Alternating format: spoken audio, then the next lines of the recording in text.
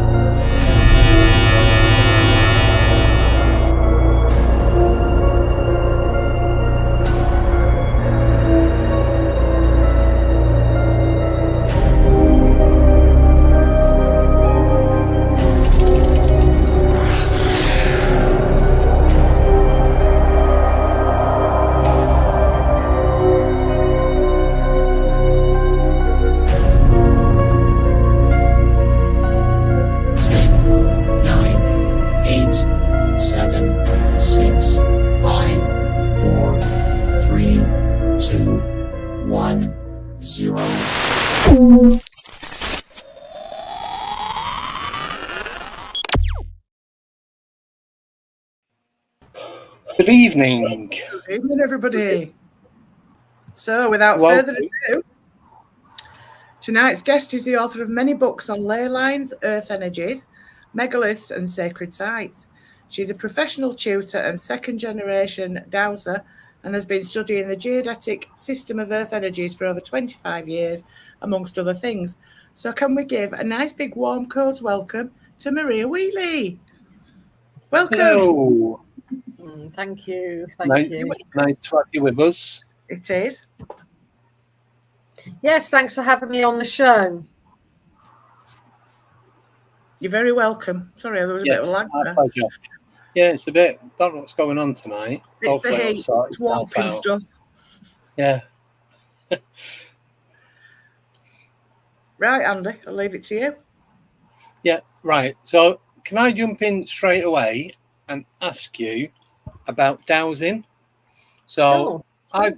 I've recently bought a pair of, I think, the copper dowsing rods, and I'd like to know how to use them correctly and what can they be used for. Okay, well, sometimes with copper rods, they come with sleeves on them, so your hand doesn't influence the dowsing reaction. Yeah. And sometimes they are unsleeved copper rods. So it depends really what sort of rod that you have. I use I'll show you the ones that I've got. So they do have... They look like brass to me. Yeah. Yeah. So you can influence when you're holding them. So that it's like folds up like a pen. So yeah, it has got the sleeve on it. Yeah, I think they're not copper. I think they're brass. Oh, are they? All right. Yes, they're brass expandable rod.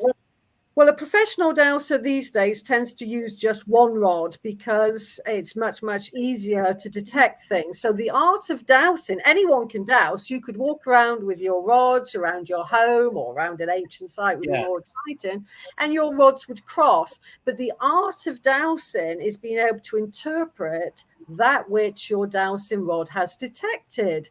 So, for example, at ancient sites, you get a layer after layer after layer of different types of energy. So really the art is in interpretation.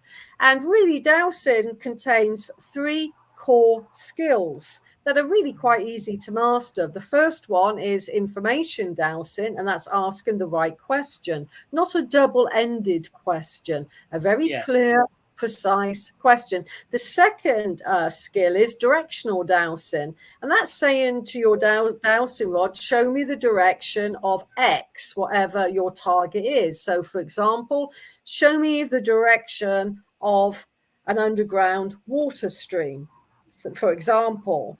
And then your rod will turn to that direction. And the third art is being able to track. So you can find the direction of something, but you need to be able to track it. That's following the direction of the dowsing rod.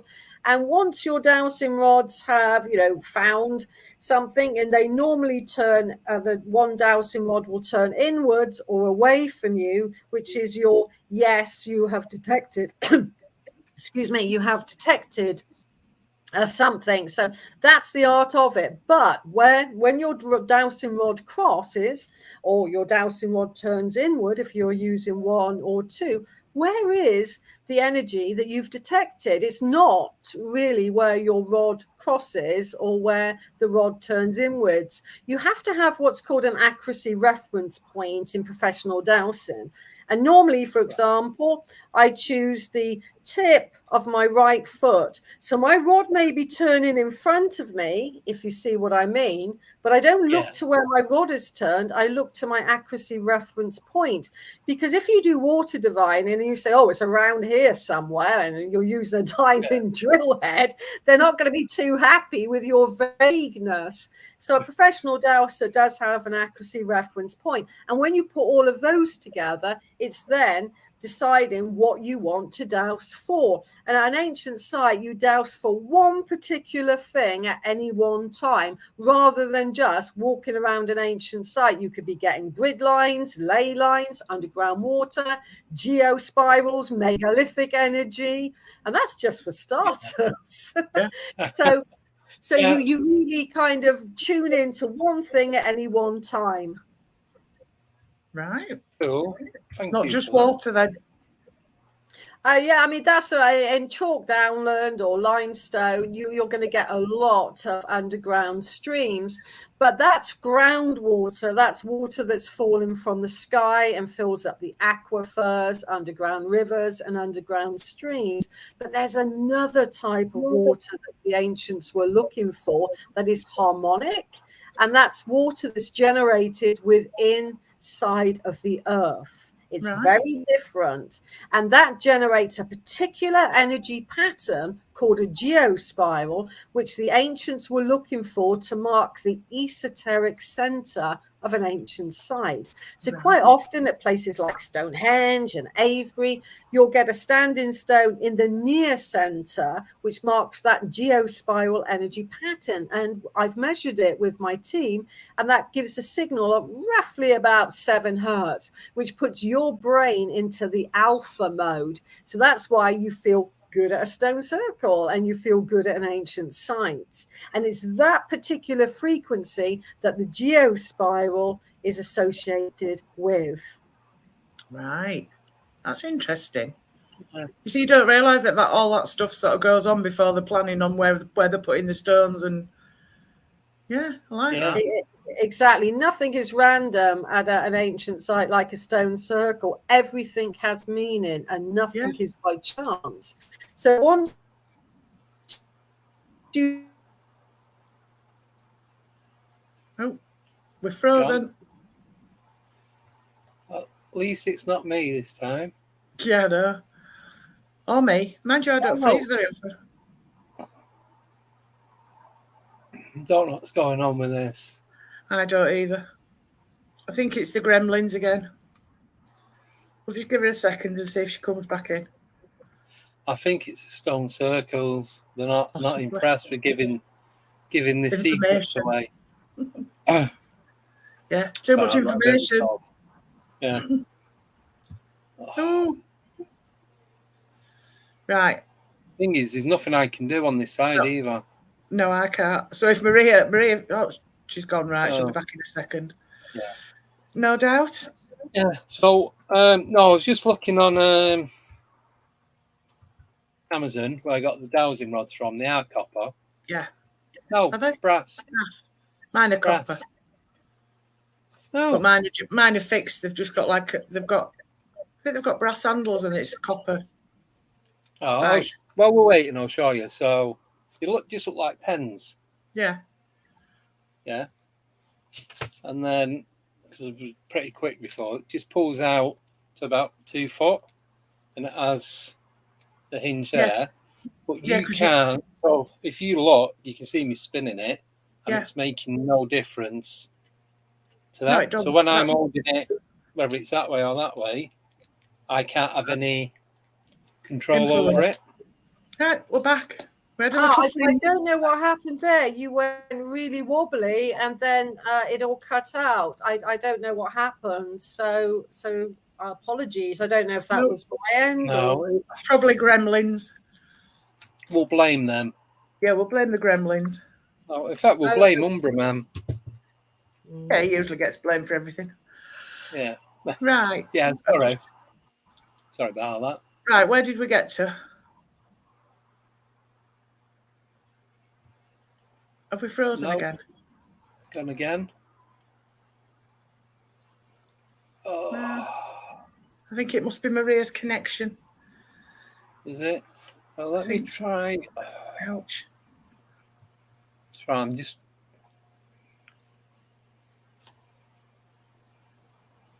I've not really had this before.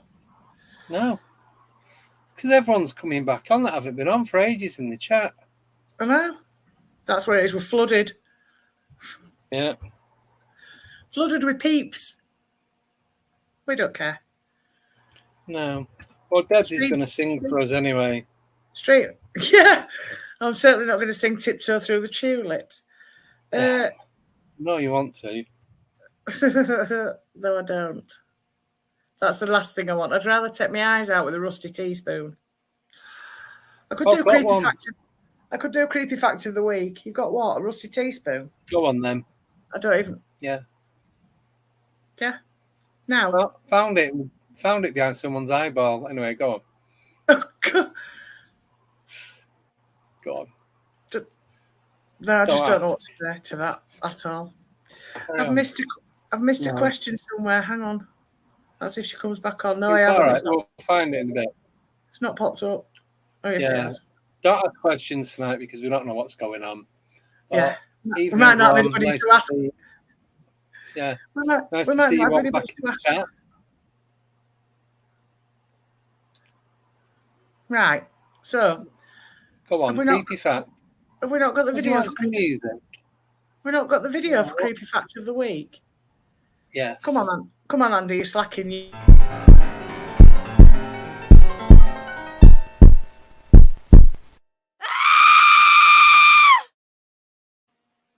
Right, here we go. Yeah, so, in Portugal. Oh, where's it gone? I uploaded the picture. Aha, there we are. Wait. 2 places in Portugal, there is what is called the Chapel of Bones. I've been to this one, in Faro, and basically there's 1,250 bones, skulls and femurs of past priests. And that's what the chapel's all made out of, is bones. I thought it was snow when I went in, it didn't. But it is. Every single surface is covered with bones. It's made of dead people. Hey? What's the squeaking noise? It sounds like a bloody hamster. It's the hamster moving the bones, anyway, putting them in place. That's my creepy fact of the week. For what it was worth. Yeah. I won't be going there anytime soon. You're not supposed to take pictures, but we managed to sneak a few pictures. Yeah. Well, should have took some bones while you're at it. Yeah, pulled a thigh bone out and everything else just falls down. That would have been impressive. Like Kaplunk. I'd never been allowed back in Portugal. Hello. Right. Hello. Hello again. Right. I really don't know what's happening. Yeah, I do. I really don't know what's happening. It's really strange. The whole kind of thing just cuts out. And I apologize profusely to your listeners. It must be very frustrating, and I don't know what. Normally, everything goes quite smoothly. So, what can I say? My full apologies to you both and to your audience. Fine. Absolutely fine. Where did we get to? It's not your fault. Well, we were talking about the different sort of energies you get at ancient sites. So I could describe some really powerful earth energies to your audience, because a lot of people think ancient sites are just associated with ley lines and grid lines. And I've described the geospiral energy pattern generated by very deep water born within the earth, yin water, primary water as it's called. Really powerful major ley lines are associated with earth currents. And one of those earth currents is male, and the other one is female. So if you imagine a strand of DNA, the caduceus symbol, for example, you have the ley line flowing like that, and then you have two currents entwining it. That's a ley system, and that's very, very powerful. So the major leys that flow through the land of England and Scotland and Ireland and Wales alike, if it's a ley system, that's the real power in the land. That's when three things come together. And it's interesting when you look at the ceremonial landscape of Avebury Henge, for example, which contains the world's largest stone circle. The ley line just goes through 2 points in that 3-mile landscape, and that's called the long stones, some standing stones, and the center of the southern inner circle. But the female current and the male current target every single ceremonial site within that 3-mile landscape. So that's the real power in the land. And where these earth energies cross or co-join, come together as one, that's deemed especially important. In fact, in ancient Chinese feng shui, or feng shui, depending how you would like to pronounce it, that's what they would look for, the crossing point of these earth currents. And at Avebury, it was Hamish Miller back in the 1980s, who I've dowsed with, and he forwarded my book on Avebury. He was considered a master dowser, such as myself. And he discovered with Paul Broadhurst that the St. Michael ley, which is orientated to the Beltane sunrise, that's the first sunrise, and the Samhain sunset, that's the Halloween sunset, had these two currents entwined in it, which they called Mary and Michael, because churches were aligned on them every 5 or 6 miles on those earth currents. And that's why they're called Mary and Michael earth currents. So that's really quite powerful energy system in its own right that takes us beyond just ley lines. Yeah. When you talk about yin water, how far down are we talking that this water is generated? That's a really good question, Deb, and it's very, very deep. In fact, the Russians drilled down, I think it was maybe a year or two ago now, 7 miles, and they hit water, and they didn't know what generated it. I'm an esoteric water diviner, and I knew that it was always there. Any planetary body that's a rock, like Mars, for example, or the moon, you will find water, because in our tradition, any rock can generate this water. So it's very, very, very deep. And it wouldn't be viable to bore, for example, because you'd want to hit what's called groundwater, the rainwater that falls from the sky. Yeah. And some aquifers that are groundwater, that water could have fallen 30,000 years ago and fills up an aquifer like that. But all ancient sites worldwide, whether it's the pyramids on Giza, whether it's a pyramid in Mexico, or the Hypogeum in Malta, or Stonehenge, they are sited above these types of aquifers, all of them. So that's what the ancients were looking for. Why? Water interacts with the Earth's gravitational energy field, if you will. It creates a gravitational field of its own. So now you've got electromagnetic energy and gravitational fields that are really strong. And I think that's what our ancient ancestors were trying to harness and maybe use as an alternative source of, I don't know, free energy, for example. But we do know that these signals can be recorded if you use the right equipment, which I have done so with people like Rodney Hale and David Webb in the past. So we've kind of looked into what frequencies these energies emit, for example, so they can be scientifically verified, although the scientific body doesn't really want to know. So it's a bit of a kind of conundrum.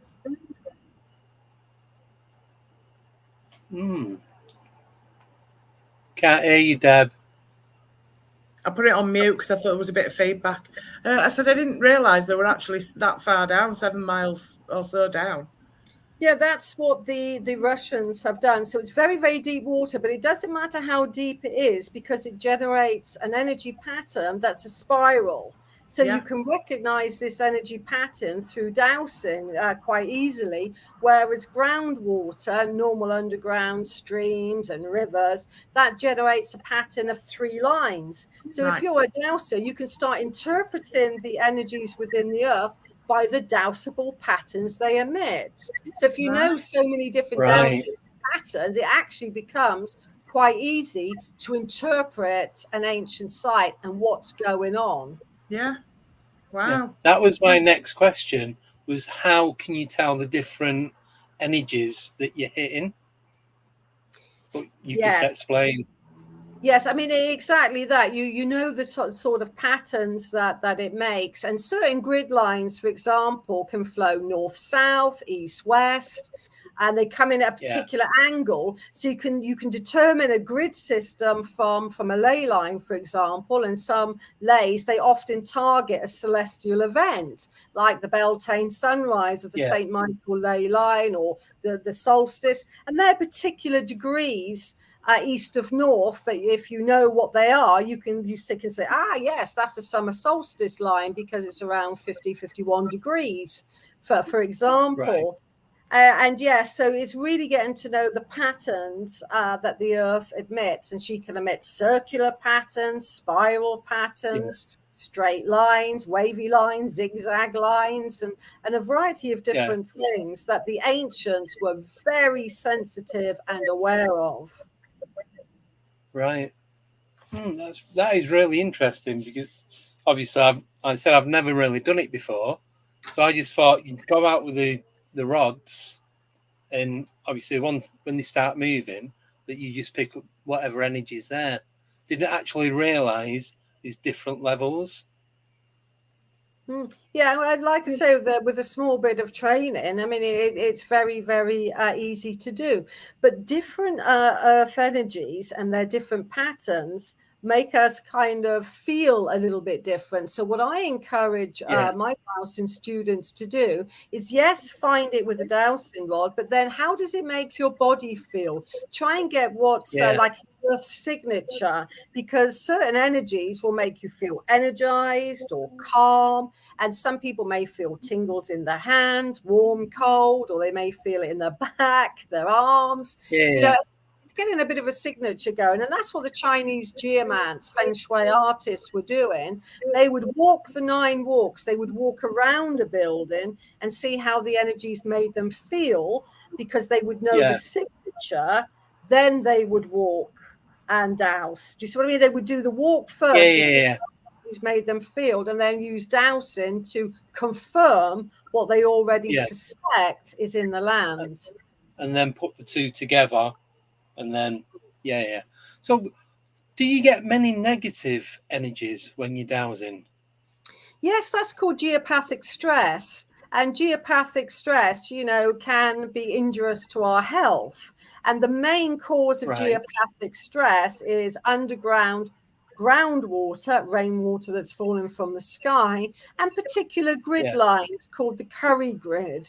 And these were thoroughly investigated by Dr. Kathy Batchelor going back to the 1970s and 80s. She called that earth radiation, geopathic stress. She surveyed 11 1,000 homes. And these were doctors, not PhD physicians. And they wanted to know why certain people were becoming ill. And it was evident in their surveying of those numerous homes that geopathic stress plays a strong role in illness. But their main discovery was it doesn't matter what sort of healthcare you have, acupuncture, orthodox medicine, reflexology, if you go back to that geopathic stress zone area, especially where you sleep, because you're spending a long time where you sleep, it doesn't really matter about like in the kitchen or something, because that's transient, that your body wouldn't self-heal as fast. So you would take a long time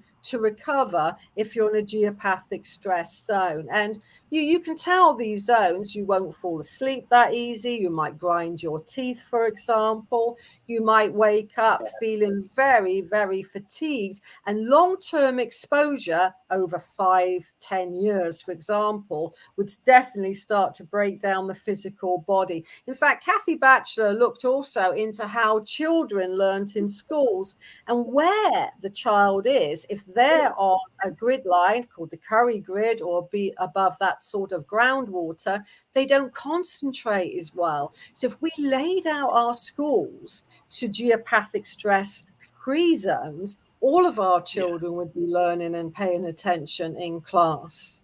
Yeah. That is really interesting. Yeah, it is. I never even thought about that being a thing before, to be honest. Yeah, geopathic stress, is... I've heard of that. I didn't know what it was, but I've heard of it. Yeah, if you think of geopathic stress as just being toxic Earth radiation, Earth energies, then you're pretty on the money.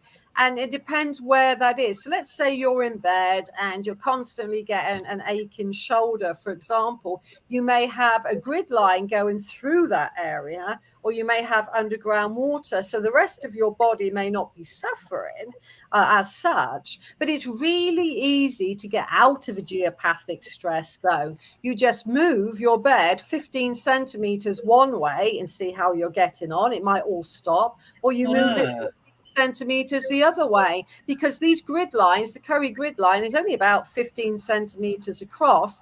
So you don't have to spend a fortune on geopathic stress energy devices. Just move your bed. It's that simple. Oh, wow.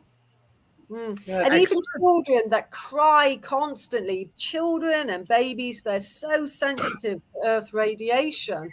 And the amount of, mums I've told, move the cots, move it a little way and see what happens. And then they say, oh, the child is, really much calmer now. So it's that simple. You don't have to spend a fortune on these negating devices. Yeah. Well, that's good to know. Yeah, like you said earlier about Feng Shui, it's very similar to that, isn't it? Yeah. Just moving it into a cleaner area, I suppose. Yeah. Yeah, well, the art of placement in Feng Shui isn't going to work if you're above Earth radiation. You could do all of the mirrors, all of the wind chimes, you could do everything you wanted, but if you're above Earth radiation that is toxic, nothing will hit the site. Nothing's going to do it. No. Yeah.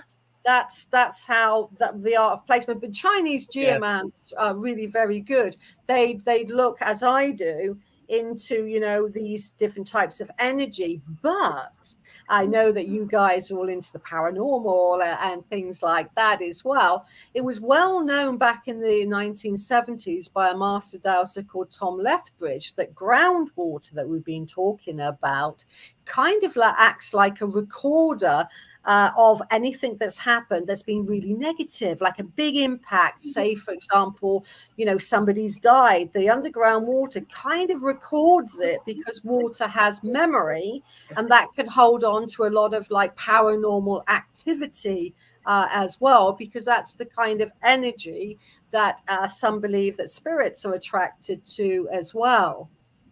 Right. That's interesting as well. Oh, every day's a school day. So I suppose, when these people have like poltergeist activity in the homes, if they was to just move some of their furniture about a bit, would that have any major impact on stopping what was going on would it not? Not really, because I do a lot of house cleansing and house clearing. It's really about sort of clearing the energies.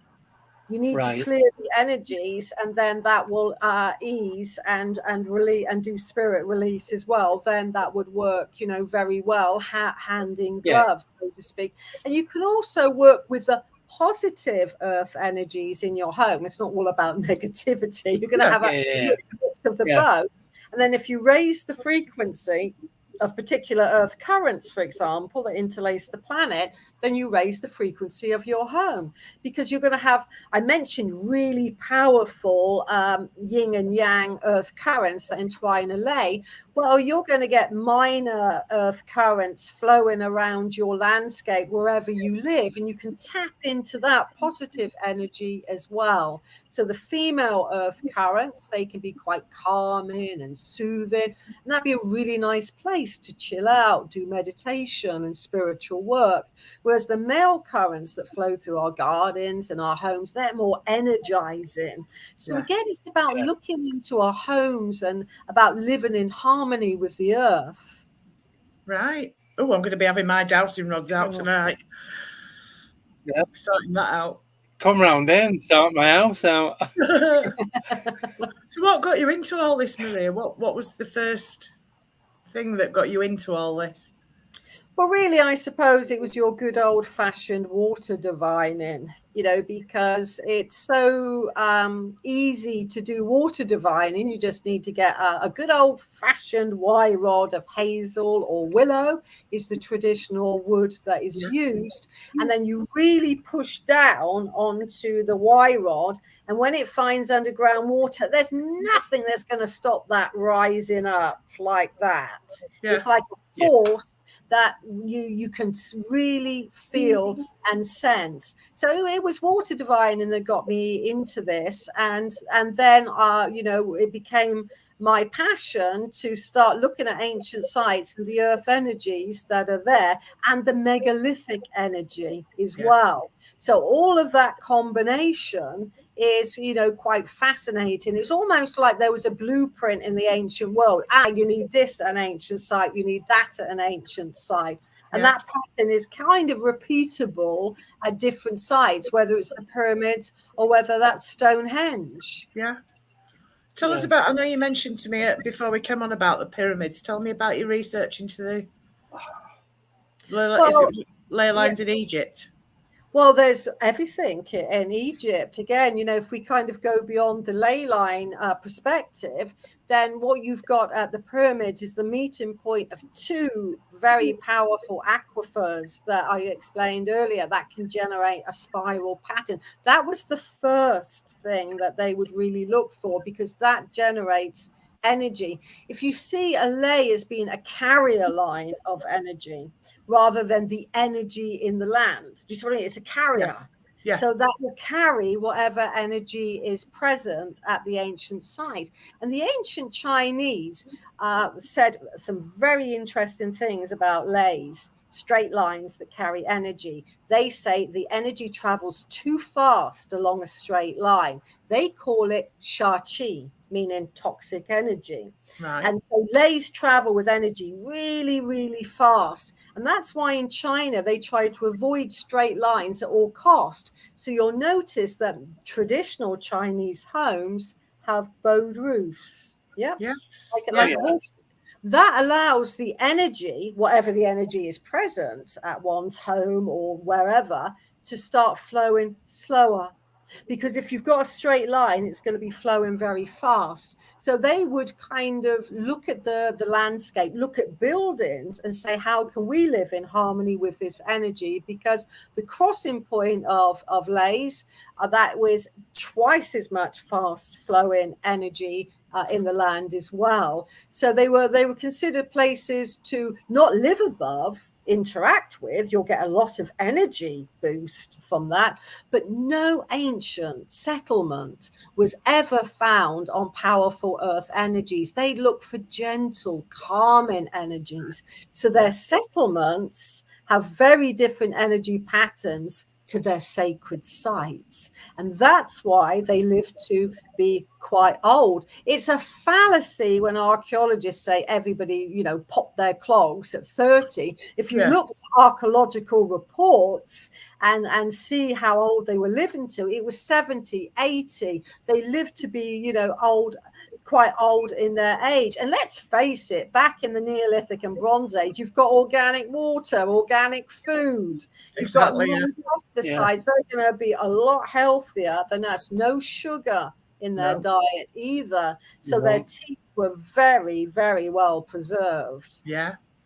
Wow. What was I going to ask you then about the pyramids? What use do you think the pyramids were? What were they built for? Well, theories abound, don't they, when it comes to the pyramids? And I'm not going to lay claim that I have all of the answers. I don't think any one author does. But one thing that the sarcophagus is cited above is a very powerful earth energy that is like a regeneration energy. So I think that the king's chamber in the Great Pyramid could be used maybe to regenerate. You have other authors that say it contacts you with the stars as well, a very cosmic link.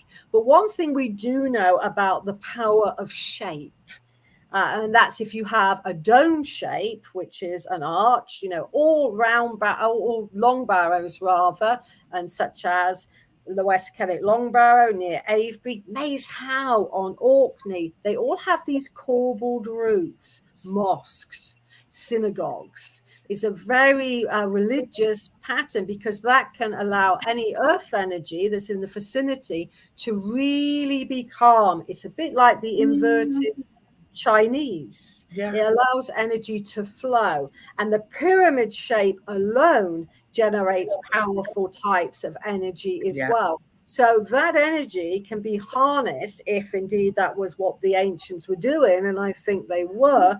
I think they were harnessing this type of energy for beneficial healing purposes, and maybe even for free energy alike. Yeah, that would make sense, really.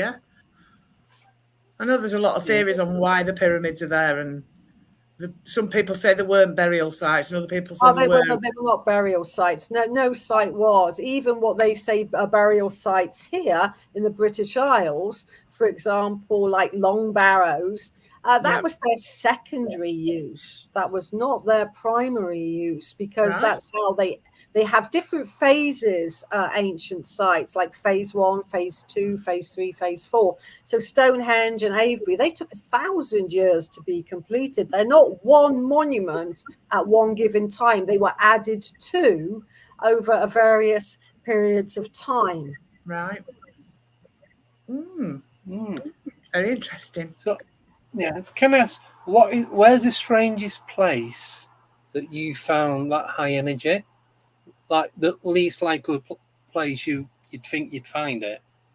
Okay, the least likely place. That's a really good question. I really like that, actually, because for me, it was in the city of Prague. Now, in the city of Prague, it was, I think, about the year 2000, but don't quote me on that. It could have been a bit after that time. There was some people bought a house. It was quite an old house. And came with this really old, like, dresser where you'd put plates on, in a house, like a big, massive oak Welsh dresser.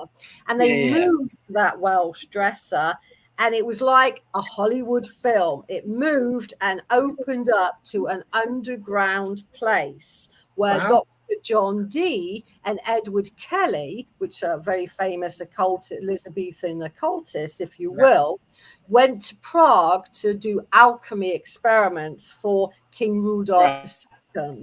And when I went to Douse, the alchemy house, as it's known now, it's called the Alchemy Museum, that had some very strange energies in there. So that was probably a really good experience, because it's a very strange place. And it's a meeting point of different lays as well. You have quite a few different energies there. So I think they sited that house there to harness particular energies to help them in their alchemy experiments. Right. Wow. God, I asked that now. Yeah, there you go. Yeah. Well played, Andy. Thank you. Do you want to do some questions? Yeah, I'll go into the questions, right. Let's have a look and see who we've got. Nicknames asking, can Maria tell us about the elongated skull discovery? Yes, of course I can. And thanks for bringing that up. It was in about 2015 now that I was looking into the Stonehenge environs. I mentioned long barrows earlier. They're the oldest monument in the ceremonial landscape. They predate stone circles by about 1,000 years. Wow. So they're ancient, okay? Long barrows are very ancient.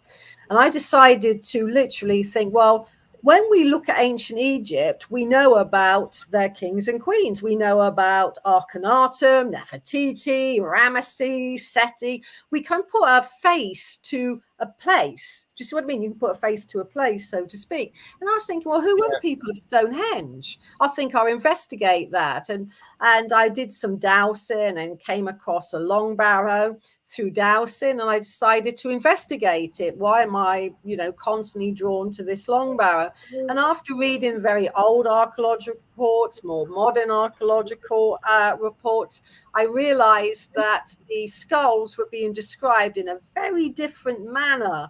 And so I tracked one down, which took quite a while actually, to go and photograph it. And it's very hard to look at human remains. You have to have a really good reason to look at human remains, because it's considered, sacred, and you have to be gloved up. And then when I went to photograph her, she was a woman that was from that long barrow. And then I instantly saw that she had a very extended long skull going this way, out that way, so to speak. And that was an elongated skull. And I thought, well, is that just one skull, or are there going to be many different types of elongated skulls in that area? And indeed, when I started looking into that landscape in depth, it was apparent that in the Neolithic, everyone near enough had a long skull. It was common to have a long skull. And it was very intriguing, because the early reports were saying by the antiquarians, as they're called, your first style of archaeologist, they were saying long barrows, long skulls, round barrows, which are much, much later than the long barrows, round-skulled people. So it was almost like in the Bronze Age. So just to get a timeline going for you, if we say around 5,500 years ago was the Neolithic long-skulled era, 1,000 years later, 4,500 years, the round barrows started to be built. So our very distant ancestors of the ancient British land were the long-skulled people. Right. Now, these just asked a question relating to that. He wants to know, was it a conical skull, please? No, that's a really good question. It really is, because Brian Forster, he's an expert of the conical skulls of Paracas in Peru. I know Brian, I've done radio shows with him. I was his guide for Stonehenge. They are very conical like that. Yes. Whereas the elongated ones come out like that, but to a slight point at the back. But that said, recently from a round barrow, not that far from Avebury, which I mentioned earlier, contains the world's largest stone circle, I have found a conical one, but that is rare compared to the elongated ones. And I'm investigating that now. So yes, they are rare. But again, just because archaeologists haven't mentioned them and they haven't been widely reported doesn't mean that they're not in the landscape. So that's a really good question, and I think is really good research for the future to see, is that a one-off, or is that going to be more, common in the ancient Bronze Age landscape, because it was from a Bronze Age round barrow that I discovered what I call the cone head. Right. Thank you for answering that. No, you're welcome. It is, you know, when we think about elongated skulled people, we do think of Paracas and the cone heads. Yes. So it is quite common, and a lot of people say, well, were they extended with boards? You know, when you manipulate a very soft baby skull, so to speak. But I think Brian Forrester came up trumps because he found a fetus with an elongated skull.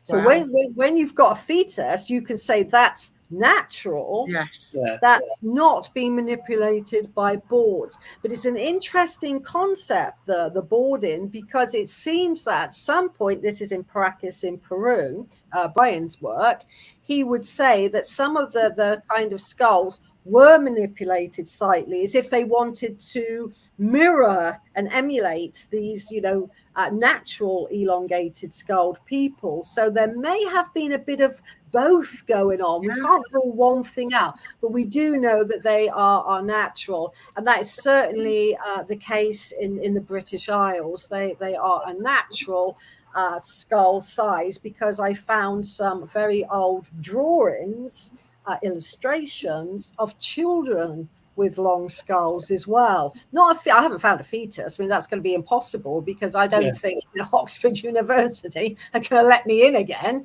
because I'd have to come up with a paper to write. Do you see what I mean? I have to write an academic paper to get back in. And I was happening to be studying at Oxford at the time on what's called a cap point degree program. That's where you do so much cap points to get a degree. You still have to pay a lot of money to do that.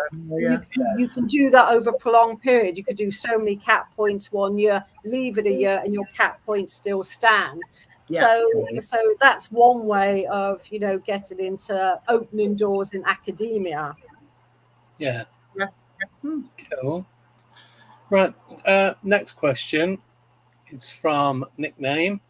She wants to know, what has Maria found compelling dowsing around Wiltshire? Wow, that's a really good question. What have I found compelling? When we look at Earth energies, whether it's an Earth current or a ley line, it doesn't matter what it is.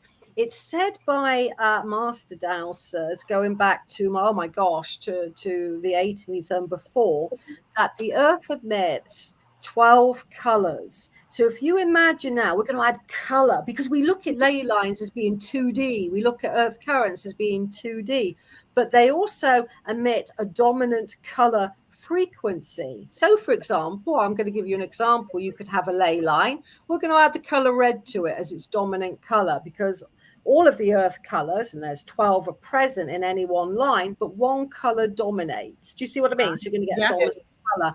Now we're going to have a red line, and now we're going to say it has a polarity. It's going to be positive or negative. And just to really simplify this, they've got dowsing terms, but who wants terminology? It just adds to the complexity of life. So I'm just going to call them positive or negative. So you can have a red ley line, that's negative. Now let's put some person above that line, or let's put horses above that line.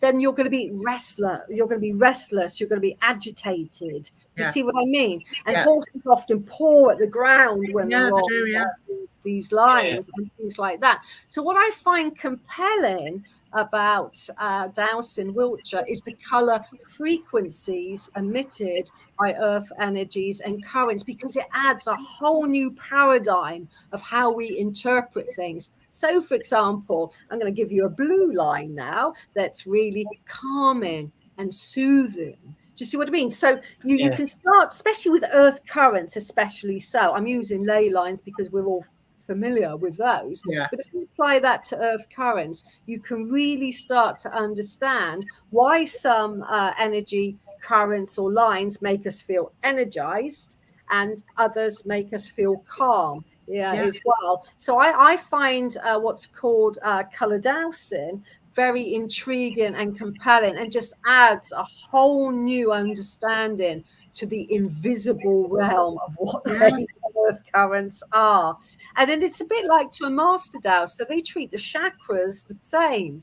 So to a master dowser, the base chakra contains all different colors of the electromagnetic spectrum, and more besides, but one color dominates in its opening, and that's the color red.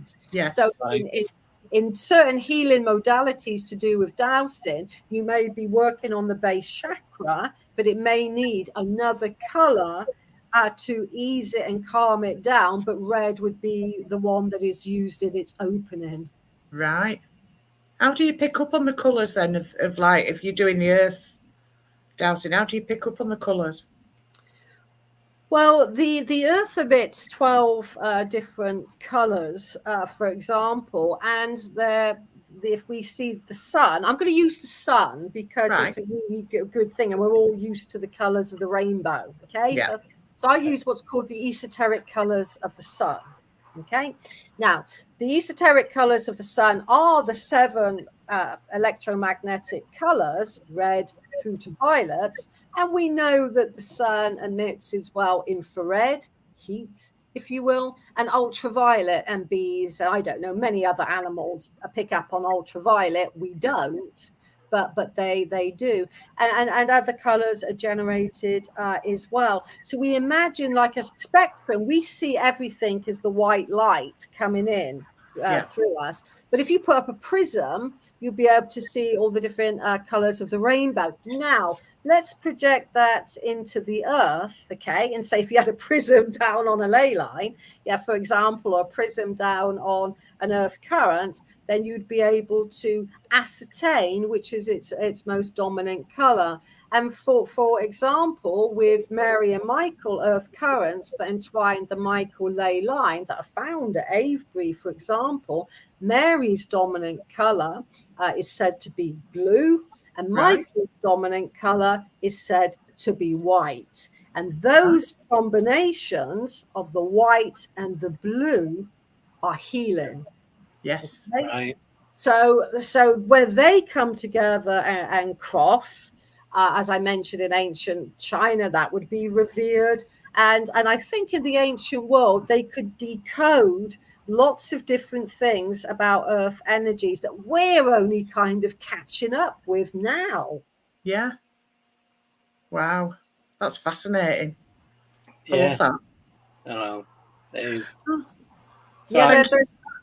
There's a lot more to, earth energies and lays than just looking at them as straight lines and meandering currents. It really is. And they're rabbit hole. It is. Right, next question's from Joe. Does Maria know anything about the dark past of Stonehenge? Well, a lot of people talk about Stonehenge as the dark past, and Stonehenge, like any other place, even Avebury, does have, a history. Yeah. Now, in Stonehenge, what I discovered about the elongated skulled people, for example, that were in the long barrows that I mentioned earlier, there must have been some conflict, probably with the Bronze Age, much taller, round-headed people that were found in the round barrows that I mentioned earlier, because a lot of the elongated skulled people were murdered.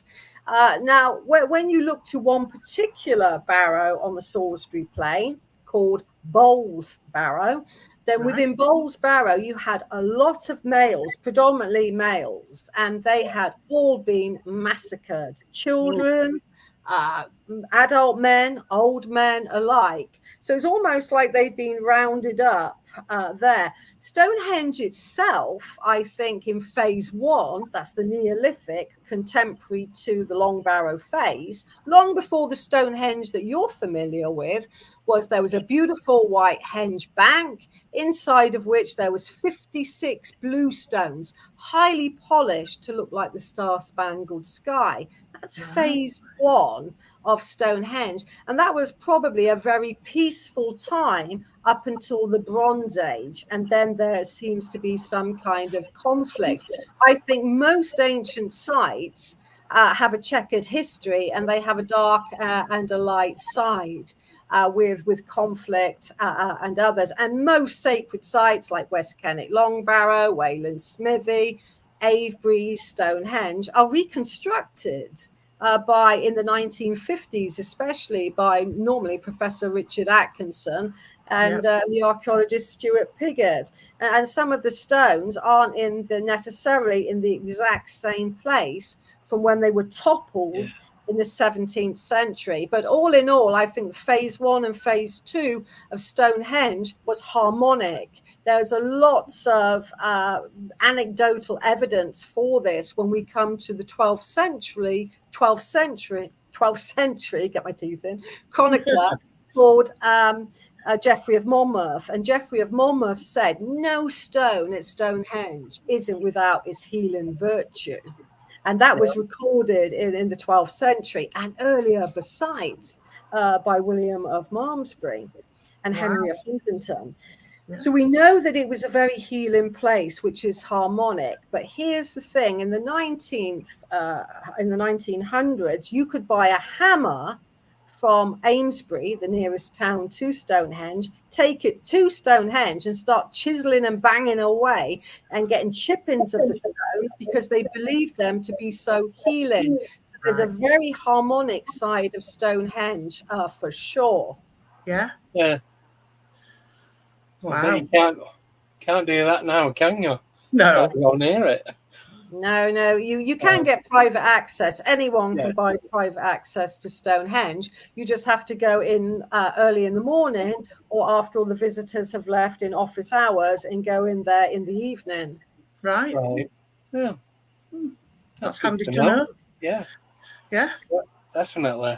Right, we'll have another question and then we'll head into a break then. Yeah. So I'll read this one if you want. Yeah. So this is from that UAP girl. Question for Maria. When working and dowsing around such many different types of energy, what effects do they have upon you? That's a really, really good question, because yes, if you're, dowsing around geopathic stress, for example, that's, not good. And certain ley lines that are flowing very fast with geopathic stress, you don't want to be in that environment. But here's what you can do. And this is what dowsers would do. They would literally go home and have a salt bath, Epsom salts or something like that, or even any sort of salt would work, actually. And that's said to deneutralize your body from the geopathic stress. But when I'm around really positive energies like the geospiral energy, I just bliss out for a while and chill out. And, it's a wonderful job to have. What are we going to do today? We're going to go to the geospiral. Chill out. Chill out. So it depends what sort of energy that you're working with, but on the whole, I tend to focus on the healing harmonic energies of place, which is beneficial. And I really do feel patterns like the geospiral energy patterns can help us regenerate. They can, calm us down. And I believe they will allow us to live healthier and to an older age, as they did our ancient ancestors. So I see them as being very beneficial, and I see them as being very healing as well. So I take people that need healing to particular areas within ancient sites as well. Brilliant. I think I might have to book a place. Yeah. Oh yeah, you've got hernia. Yeah, hot footed down to Avebury, and I'll zap you in the zone, Andy. Perfect. Yeah, that'll do. Yeah, I'll be there in 5 days. Don't make me laugh. That'll just be getting downstairs. Not even kidding. Wow. Don't even joke. Right, we'll go into a break then, and then we'll see you on the other side. Yeah, so see you in 4 minutes, guys. Okay, thank you.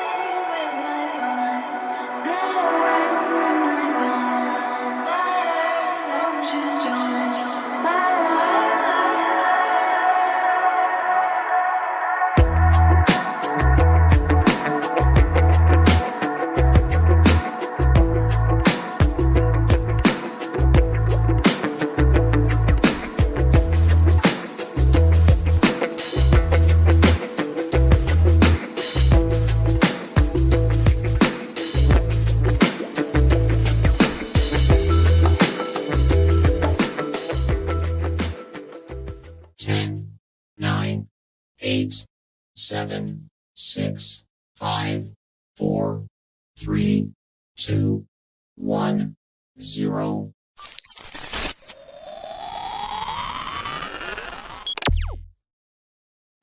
And we're back. We are. Woohoo.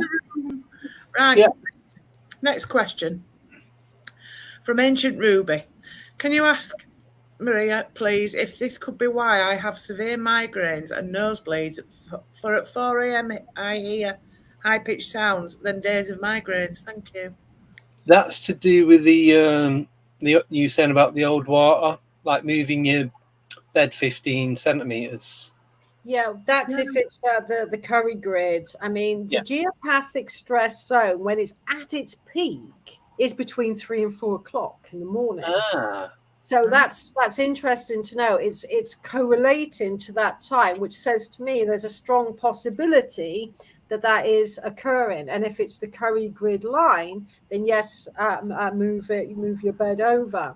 If you're beneath underground water, there's a technique that you can do that's quite easy to negate the underground water, and that's you take 2 pieces of strong industrialized copper that's quite thick, and if you get about say 1.5 meters and you put that into a vice, and you pull the 2 pieces of copper taut and then wrap it round a drill head, like that, and then slowly switch the drill on, it's going to weave, and that copper is going to be entwined now. Right. Take it out of the vice, and then you make it into a circle. That's called a Lakosky coil. And George Lakosky knew Nikola Tesla, for example, Tesla. And that's considered one of the very easiest ways to negate underground groundwater. Okay, it's easy to do and it's affordable. Now, if you want to do it even cheaper, because we all want to save a buck or two these days, then if you go to, copper is highly sought after now, but if you are lucky enough to find old wiring, your old wiring that you strip out from the plastic, so to speak, and you double it up now, because it's much thinner and it's not like industrial copper, you would get 4 or 6 pieces. Do you see what I mean? And make sure that they're in the vice, make it into a circle. You can lay that circle flat or you could have it upright, but just put it somewhere it's not going to get disturbed. For example, if you've got a sofa against a back wall, or pop it under the sofa or behind the sofa or in the loft or in the cellar. And that will take about 3 months to start to set up an electrical system, because what it's going to do is going to attract the geopathic stress and it's going to negate it. And it's a bit like if you use copper in gardening and you wrap it round a plant, then the copper is going to set up an electrical system that these, snails and slugs aren't going to like. So that's a tried and tested way of negating groundwater. So that's something that we can all do for ourselves, and it's really easy to do. I've got groundwater in my home. I live on chalk bedrock. You're going to get groundwater because it's like a sponge to rain. But I've had a coil in my house for many years now, and that negates it. So don't think just because you're suffering from geopathic stress that there's nothing that you can do. Or you could go onto the internet and spend hundreds of pounds on orgone pyramids and the like. But we can take that back and make it ourselves. Yeah. Fascinating. Yeah, it is. I've got an argon. Can't really see it. That I've got an argon pendant on with the copper coil inside. Well, they're based on a similar thing, to a certain regard. But yes, because what geopathic stress does when it gets, chronic, so to speak, it stops the ability of you absorbing nutrients. This is what the doctors in Europe were finding. These weren't New Age people dowsing these. These were the physicians with Dr. Kathy Batchelor. And they realized that it stops the nutrients from being absorbed. So you could be on an organic diet. Do you see what I mean? You could be on the finest mineral water. And if you're in that geopathic stress zone, your body is just simply not going to self-heal because it's going to have even more problems absorbing the nutrients, for example. Yeah, that makes sense, yeah. Mm. Right, Andy, next question. Sorry, I'm just taking all this in and trying to remember it all. I know. I mean, it's kind of the dowsing world allows us to claim back our health, within our own homes. Because, like I say, you're going to get a mixture of good and bad in your own home anyway. Yeah. Nothing's ever perfect. And then you can sort of decode your own home, and that makes you find the best place. But here's a good tip if you've got a dowsing rod. So Andy, I want reports back because I'm going to give you an exercise to do. That's fine. And show you how easy it is to find the right place for your bed in your bedroom. Okay, so you take an L rod like you just shown. You put it into search position, that's pointing straight ahead and parallel to the ground. The thing that most first-time dowsers do, they hold their rod a little bit too up or a little bit too down.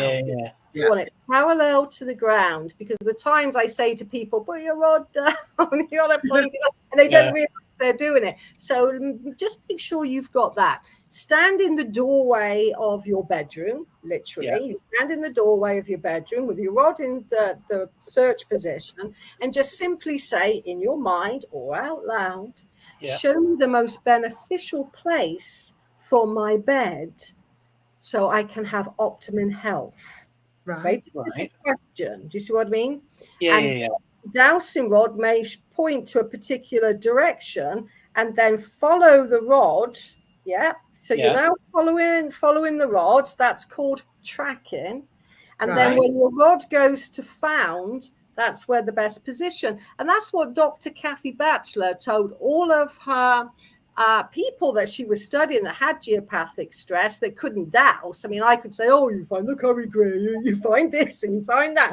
You should look out for that. That's far too complicated for some people. And I don't. So that's a really easy way of finding the optimum position for your health for where you should sleep. And it's just standing in a doorway and following a rod to the it might swing away. It will swing towards you in all probability, but it might swing outwards, which is called repulsed rod. So either way, it's going to do something that you can interpret.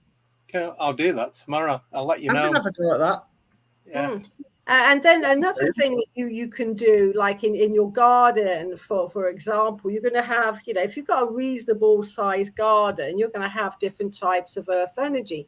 Take your rod, put it in search, pointing straight ahead, parallel to the ground, and then, say to your dowsing rod, show me the direction of the nearest healing earth energy. Okay, very precise. So, and then your rod will go find a direction. It might be that direction. Do you see what I mean? You align your body to that direction. And you simply follow it till it goes to found. Then that's a healing place. And maybe, Andy, you're going to have 2 exercises to do now. I'm going to have you find the best position for your bed, and try and see if you can find you may not have that, and your rod may not move. Do you see what I mean? It won't do anything. I mean, I'm not saying you're going to have that there, but I'm saying you can try and find it, and then your rod will react if it is, and that will be a beneficial area for your body to start to self-heal. Put a deck chair there. Put a seat there and use that as a kind of healing place. This is how easy it can be to find positive and negative areas within our land if you don't know how to douse. Do you see what I mean? It's now you've told us, it's so simple. It's it's over obvious. Yeah, because at this stage you don't need to know what that energy is. No. You don't need to know if it's X, Y, Z. You just need to know that it's going to be better. But so that's one way to kind of find things. And I do that for people that I do house clearing for. And let's say they've had geopathic stress, poltergeist, or they want to reclaim back their health. They want to reclaim back their power. You see what I mean? Then I say, okay, you've had that negative experience because of whatever. Doesn't matter what that experience was. Now I'm going to find you an empowering place. Do you see what I mean? A healthy place so that you can self-generate. So, for example, if you come around to my back garden, and next time you visit Avebury, you can hot foot it. I don't live that far from Avebury.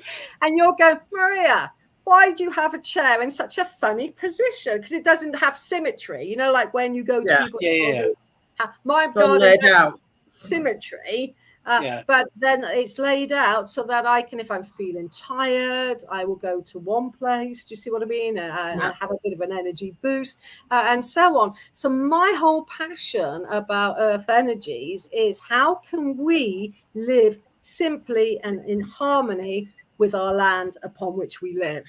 Yeah. And if we're doing that, then we're being beneficial, because I have dowsed some very stately homes. Okay. One, for example, was owned by Alexander Finn, who's passed over, who's called Lord Bath. And he lived in Wiltshire, and he had Longleat safari. He also has obviously a Longleat house, which is, huge. And at one time he wanted to build a replica of Stonehenge for like pagan marriages and for Longleat, to be an attraction. Wiltshire County Council denied planning permission, more's the pity, because it would have been a good attraction. But the first thing he said to me when I was going along to find an area for the so-called Stonehenge he was going to build, this was back in the 90s, he said, I live on the beneficial spirals. So he knew that he lived on beneficial earth energies, which I said earlier was where our ancient ancestors would have their settlements, on the habitation spirals. Because it's interesting to note that maybe, certain societies, we had trouble at the beginning, so I'm not going to mention the M word, of people of secret societies, but they seem to be able to decode the land and find these beneficial areas. And also it's symbolic. If you do have a geospiral on a large amount of land, let's say you've got a large amount of land, like a stately home, this is how they were laid out. They would find the esoteric center of the land, be that a circular energy pattern, a spiral, geospiral energy pattern. I'm just going to call that the esoteric center, okay? So they find that. So when you go to a stately home, you drive down a long drive, don't you? You'll go into the esoteric center. Then often there's a circular feature, isn't there? That you drive around. That is planning homes to do with earth energy for beneficial flow. For example. So, I always say, if it's good enough for them, it's good enough for us, isn't it? So just by looking at how certain houses are laid out, you can see there's beneficial. And Lord Bath knew he was on the beneficial spiral. Yeah. I just thought he was showing off by having big round drives. So you have to reverse back out. I liked him. I always thought he was quite spiritual. He's a bit eccentric as well, wasn't he? Yeah, it was. Yeah, but I liked that. Bowls were very loud. Yes, and he had all the wifelets. Did you become a wifelet, Maria? No, I did not become a wifelet, but I was invited to several parties at Longleat back in my late 20s, and I got on very well. He always wanted to be called Alexander. He never wanted to be called Lord Bath unless it was in public. And he supported, in all fairness, local artists and local English wine growers. Anything that was, of the land, he supported, and he was very spiritual. And back then, I was into astrology, and I used to do like astrology charts for some of his guests for entertainment. I mean, it was for an entertainment purpose, but still being very real. And so I always had a soft spot for him, but there was no way I was going to be a wife. And I don't think I'm lady enough to be that anyway. I don't think he cared. Probably not. Oh, bless him. Don't make me laugh. I told you. We'll stop him laughing now. Right. Next question is from Mike Wright. What effect does fracking have on the earth energies? Oh, wow. That is a really, really excellent question. Thank you, for that, Mike. I mentioned that there's really very deep water, and it could be very far down, and there's aquifer water as well that can be deep, not as deep as the yin water. Now, if you're fracking and you're using chemicals, and the water will find the least resistance. A tiny little drop of chemical can follow like water way, way down. Do you see what I mean? It can become loose. It's not, you can't control what's going on in the earth. So as a water diviner, I was so upset about fracking because we can't contaminate the earth from the inside out. We've always contaminated the outside of the earth. And so I think if it really did start to contaminate the deep inner, purest water that we have, we are in trouble. And that's without all of the other fires that can come up the sink and, and the variety of different things. We need to think about Gaia as a living being. And would you poison your blood? Would you poison your lymph system? So, but I think that's the potential. We could poison Gaia from the inside out. And that's, we know about plastics on the outside of the waters. And it'll be the same on the inside. And then I think we will be very much in trouble, because if the earth's contaminated in that way, you can't clear up like the plastics on the surface. No. You can't go into the earth to clear it, so it should be stopped at all costs. I agree. Never agreed with fracking. No, not good. It can't be any good for anything, really. No, it's just like I said, it's just destroying everything inside out. Yeah, it is. It's just for dirty profit anyway. Yeah, it is. A dirty it's money making. It's like Mike's just said there, it worries me that fracking will be back on the agenda due to the energy crisis. That's, again, another good point raised. And, we can be custodians of the land. We are more powerful than what we think. We really are. There's more of us than the police force anyway. There's police force.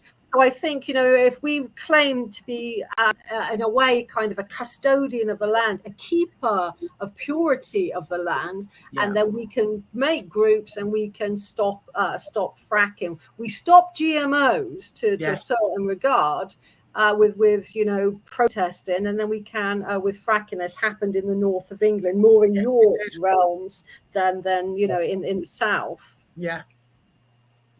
There was my friend was at the camp they set up at Kirby Misperton up north, and that got I can't remember the name of the company, but anyway, that got stopped. I think they were just fed up of all the protesters and the camp and everything, and they decided not to do it, thankfully. So. Yes. I think good protest is the same if the tunnel goes ahead at Stonehenge. I think that's going to call a bit of jihad, and people will be protesting, myself included, about no to that tunnel. No, We don't need it. No. Right, Andrew, next question. Yeah, so next one is from Umbra. He would like to know, does this ancient deep water drift over time like rivers and oceans, or stay in one place? Again, that's a very good, thoughtful question. So thanks, for that. The very, very deep waters are quite permanent as such, because dowsers for nearly 100 years now have noticed that the geospiral that it emits is associated with the stone circle. It doesn't drift off. Do you see what I mean? It's there in the same place. So what we think is, in all probability, going on deep within the earth. It's a bit like a lake. If you imagine a lake deep within the earth, lakes don't move on the surface. They might a little bit, but they don't move big directions. And the same thing's going on as above and so below, deep within the earth. So yes, they do have a certain regard of permanence, because they're like lakes and in the rock, in the bedrock. Oh, excuse me. Yeah. Cool. All right. Next question then is from that UAP girl again. They want to know, what ancient site still offers you some surprises in terms of energy? Well, I think it's ancient sites, because Egypt, for example, just when I think I'm getting to know Egypt really well, then something pops up. And, sometimes the more answers you think that you have, the more questions are raised. And because Egypt has been little decoded, really, people have just looked at ley lines in Egypt. And where I kind of go that one step further, so to speak, it throws up some surprises to me. Why? One is this. When Hamish Miller and Paul Broadhurst discovered the ley line system I was discussing earlier, the ley line with the yin-yang currents entwining it, I thought, well, I'll go to ancient Egypt on a trip with Gas, and I'll do some, obviously some dowsing when I'm there. And I picked up on two currents and thought, oh, this is similar to what Hamish discovered, and got some other people to go blind to confirm what I'd got. And then I started picking up a third current. And I thought, wow, this is, going to particular chapels within Abydos. I was in Abydos, actually, at that time. So this ley system had 3 currents associated to it, not just 2. So I called it, because people name them, I called them Isis, Osiris, and the Horus earth currents. And interestingly, at Abydos, the main ley, the carrier ley of these currents, went right the way down. It was a solar line, because it was orientated to the summer solstice, and was associated with a chapel dedicated to Ra, the sun god. And the other currents were heading for other little chapels. They're called chapels. They're not actually chapels. That's just what they're named. They're like chambers, if you will. And the other currents were going to each one of those. So the feminine current went to the Isis chamber or chapel, and so on. So so that did offer me some surprises in terms of energy as well, because when I went in to find out what's happening within this chamber, it was like the whole chamber was filled up with this earth energy, and it was sent a dowsing rod really spinning round and round and round like a vortex effect as well. And that was quite incredible, because it was being quite pioneering and discovering new things in the landscape. So you know what? The earth never fails to surprise me, because the more I think you get to know about it, you realize that, when compared to what the ancestors knew, we actually know very little. Yeah, we've lost it all, haven't we? Yes, it's like Sorry. No, I was just saying, we're not as in tune as our ancestors used to be with the earth and everything, the movements, and we've just lost that skill.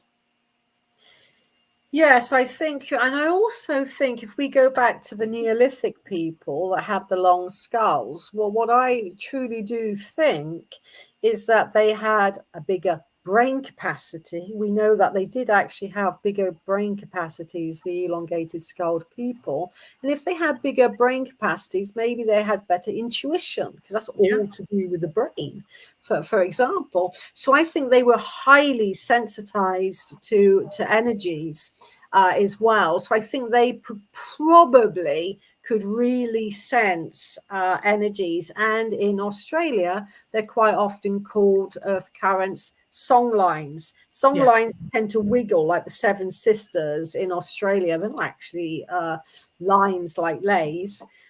So they wriggle around. And so I was thinking, I wonder if our ancient ancestors had heightened hearing.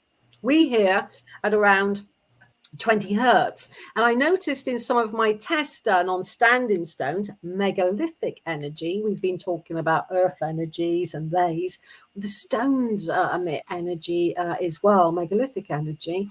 And some of those that we have tested have come out around 20 hertz in one experiment at least. So I was thinking, well, I wonder if the elongated skull people could hear. We can't hear that at all, but they might have. And if they did, could they hear the stones as much as see the stones?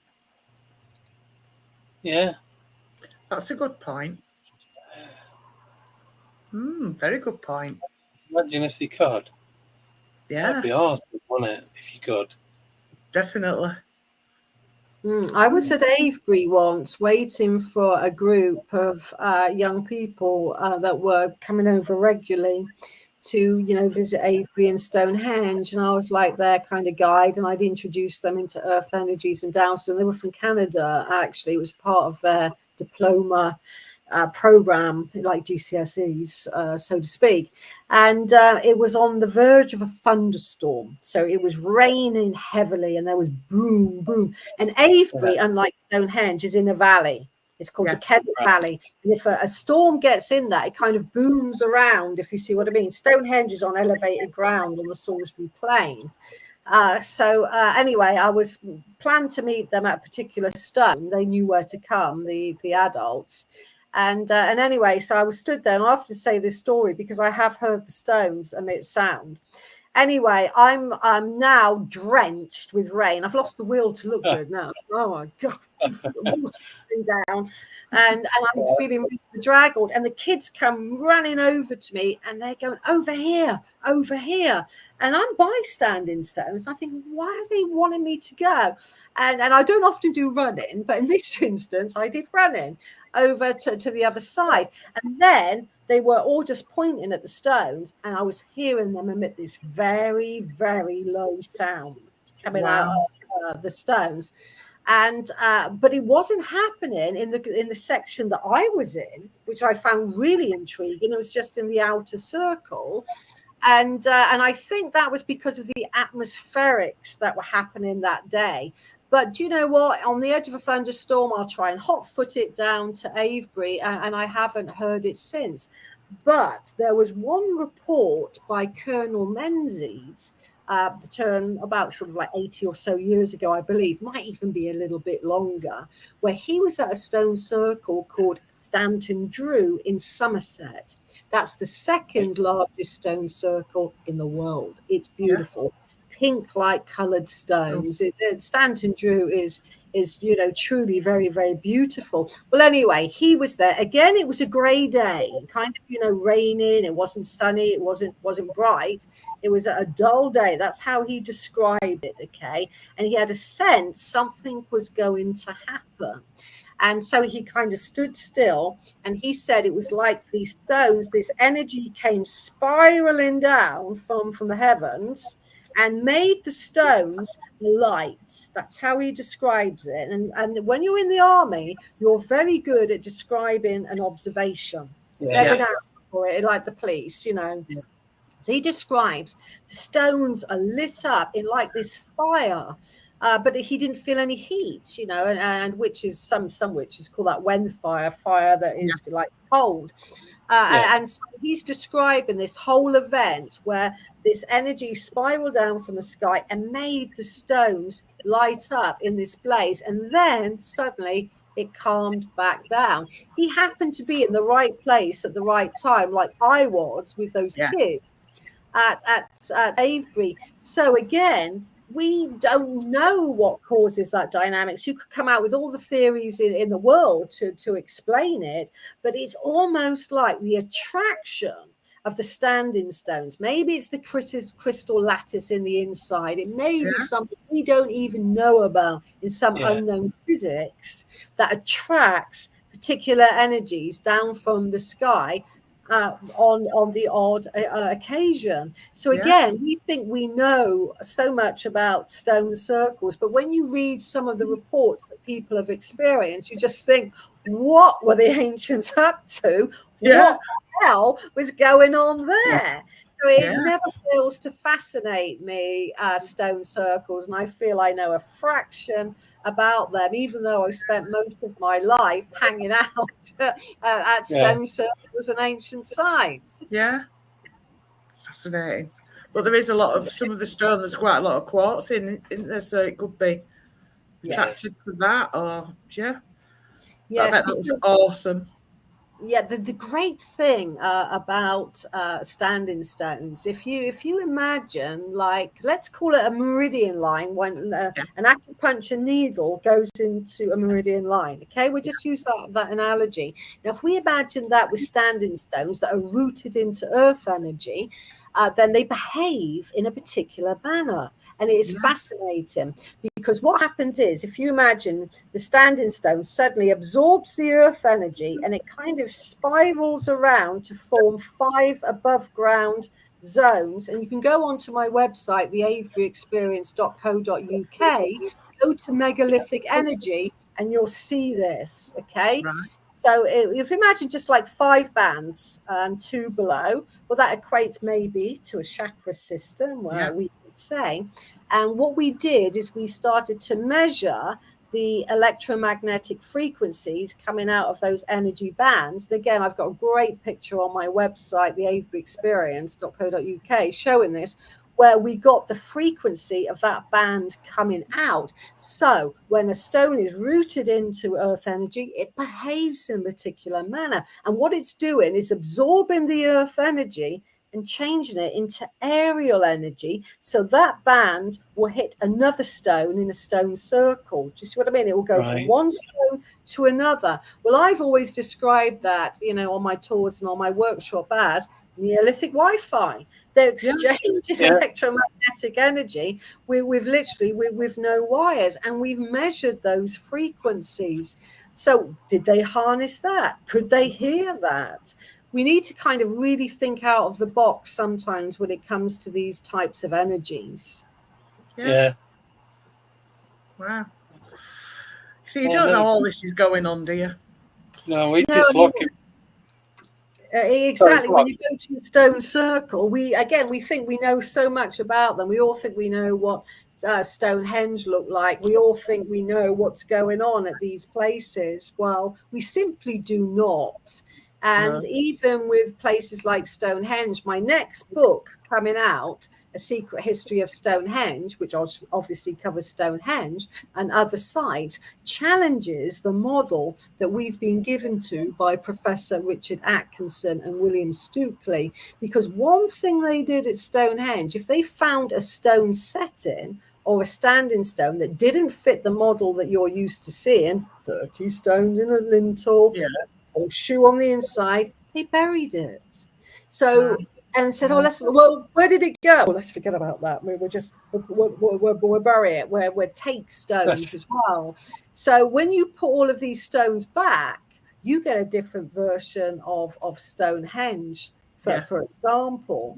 So again, we think we know these ancient sites, and we don't. We're only rediscovering them. And I think we have been deliberately lied to about sites like Stonehenge, and that when we fit these stones back in, then something truly magical the ancients were creating to do with all sorts of different things, from acoustic energies to healing energies, for example, to name but two.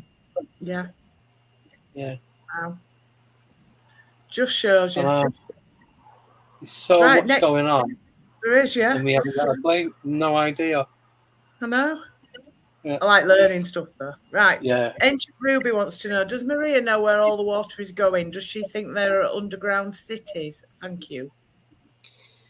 Yeah, underground cities, that is an intriguing concept when we look at places like Turkey, for example.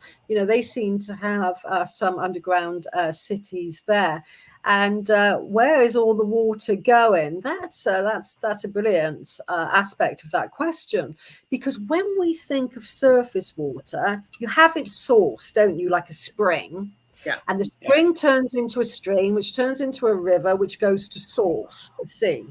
Does it? That's how surface water tends to behave. And it's like that underground as well, because you'll get what's called a spring head. It used to be called a blind spring, but today we see them as spring heads. And that will be one type of underground water. And that spring head is attracted, like all water is, to a wider, much bigger source of water, like an aquifer.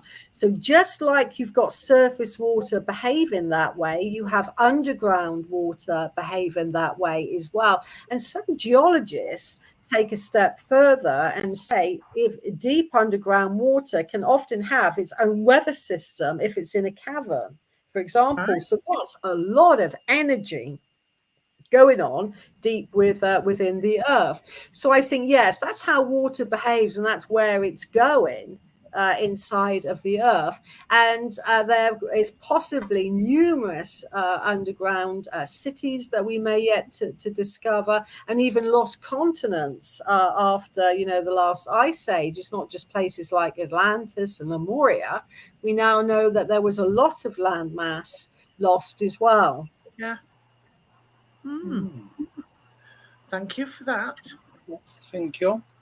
Right, our next question is again from Ancient Ruby. Now, we talked about this before. I asked you this question. Oh, sorry, I wasn't reading the questions. I've got a different screen on. No, I'm on about before we came on. I asked Maria this question. Oh, right. Sorry. That's right.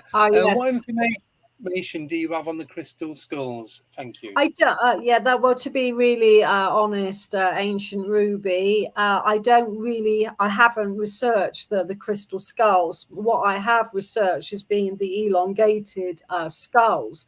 So, but we do know that, the crystal skulls were cut perfectly using some high technology at the very least. So I would love to elaborate on your question, and sorry, but that's not my forte. So apologies to you, Ancient Ruby. No worries. Oh, thank you. Next question. Justin Apple wants to know, do you think there was an advanced species that existed before us? Absolutely. I think our ancient ancestors were very advanced. They were they're ancient civilizations where the further you go back, the heavier the stone and the more sophisticated its placement. So if you go back to the Neolithic alone, that's bigger stones they were moving than in the Bronze Age 1,000 years later. So it's like technology didn't become forwards. It kind of went backwards. To some regard. So yes, I do agree with you. I think, yes, there was an advanced species.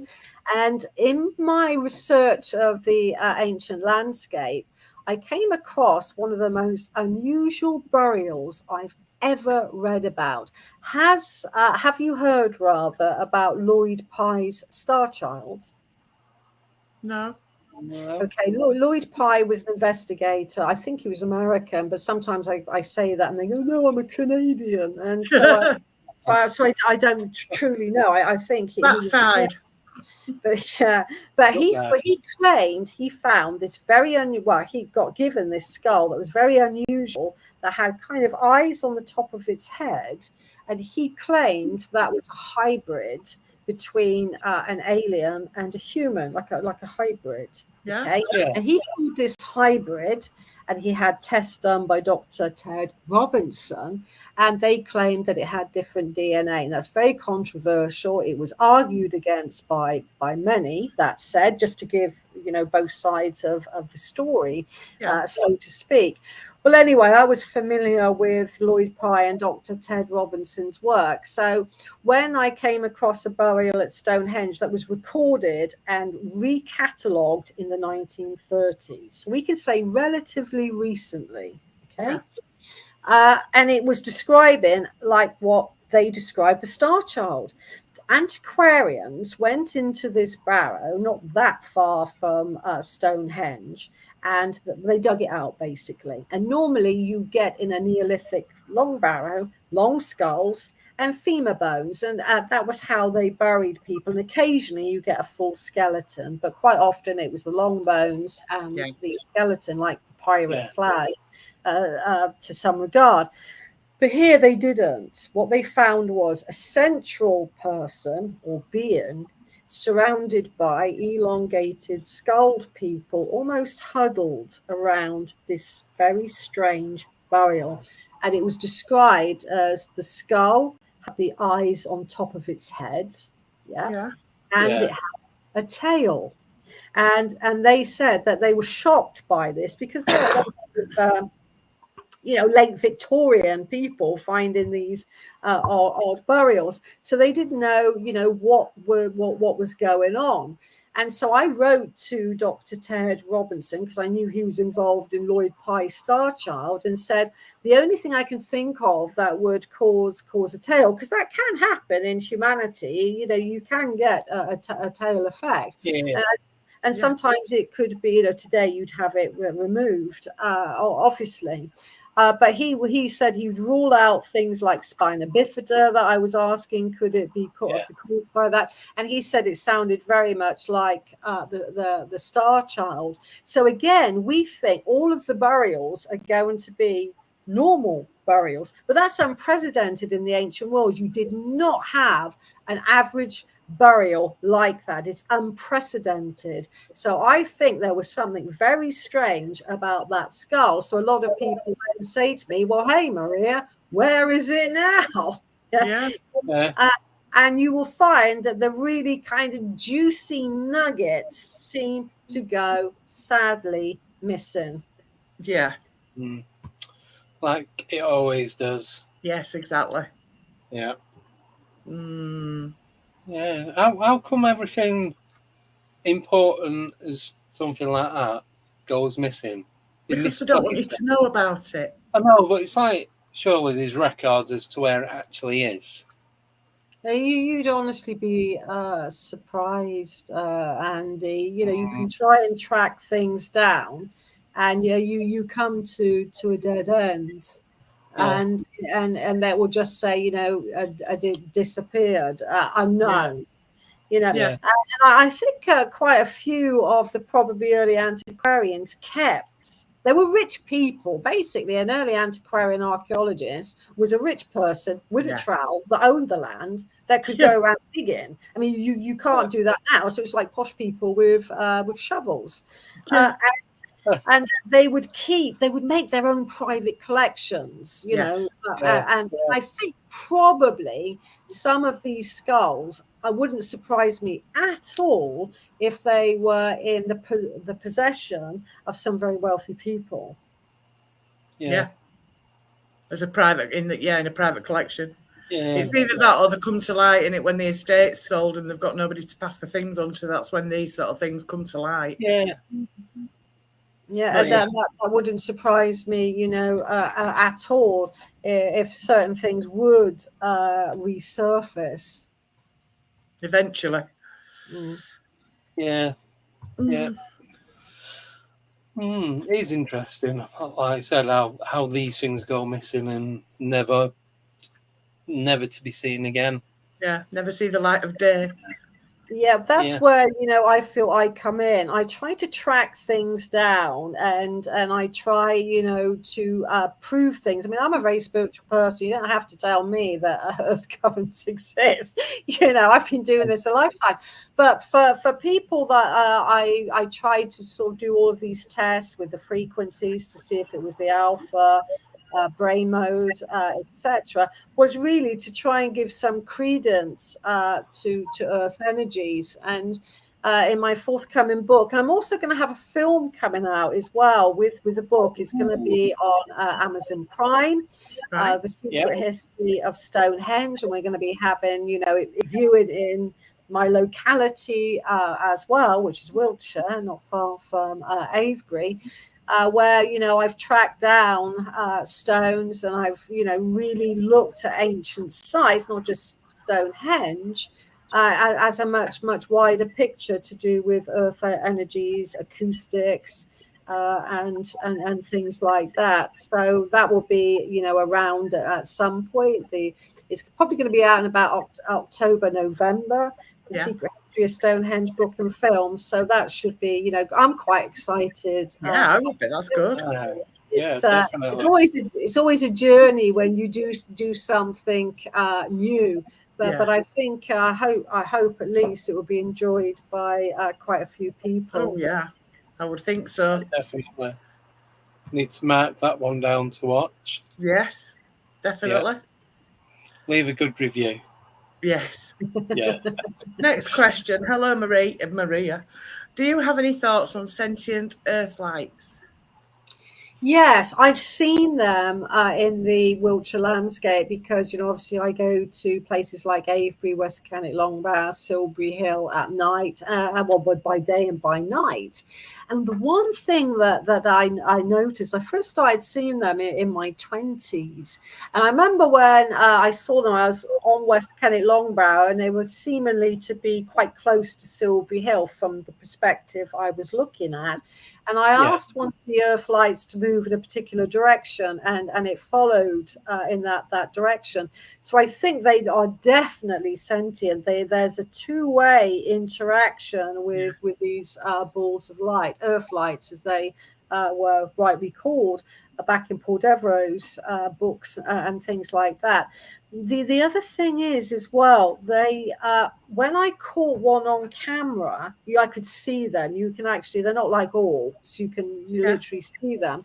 And I just thought, well, I'll put it through Photoshop, you know, to see if I can alter its light and darkness. It's easy. You just go like add more brightness, to take away the brightness, and the earth light stayed constant. You could put that to like full on brightness and it would still stay constant. You could make it as dark as you liked on that photograph and it would still stay constant as well. And I really do feel it's an aspect of Gaia in one guise about communication with one another, because I've had dreams of when I should go to a particular place where I would see them, for example. So I really feel it's a beautiful dynamic aspect of Gaia. Yeah, that's a nice thought. I like that. Yes. Good question. Next question.